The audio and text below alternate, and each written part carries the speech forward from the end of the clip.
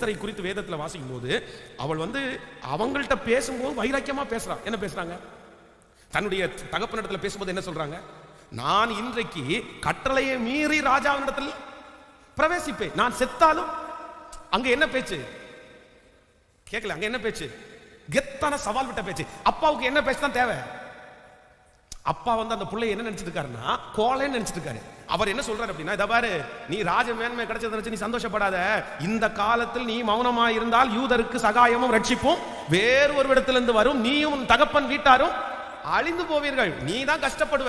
இந்த காரியத்தை செய்கிறதற்காக ஒருவேளை உனக்கு ராஜ மேன்மை கிடைத்திருக்கலாமே அப்படின்னு. அப்பாவுக்கு இப்ப தேவை என்னன்னா, தைரியம் உள்ள பொண்ணு தான் தேவை. அப்போ அப்பாட்ட என்ன பேசுறாங்க அப்படின்னா, இதை பாருங்கப்பா, உங்க ரத்தம் தானே, நான் ஒன்னும் கோலைன்னு நினைக்காதீங்க, இவ்விதமாய் சட்டத்தை மீறி ராஜாவினத்திற்கு பிரவேசிப்பேன், நான் செத்தாலும் சாகணும். அப்பாவுக்கு எப்படி இருக்கும்?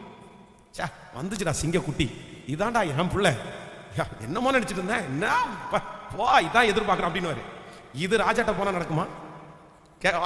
போ இயேசுவின் நாமத்துல அந்த பக்கம் போ வந்துட்டா. ஆனா ராஜா இடத்துல போகும்போது அப்படி இல்லை.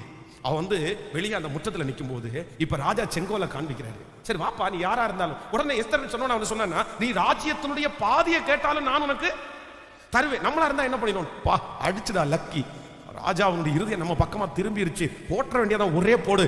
ஆமான் இருக்கான்ல, அவன் கழுத்தை எடுத்து கொடுத்துருங்கன்னு இருப்பான்.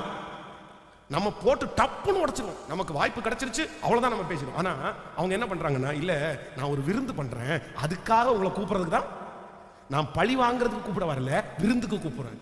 என்ன ஞானமான பேச்சு பாருங்க. உடனே ராஜா சொல்றாரு, என்னம்மா நான் உனக்கு தரலாம்னு நினைச்சா நீ எனக்கு தரணும்னு நினைக்கிற?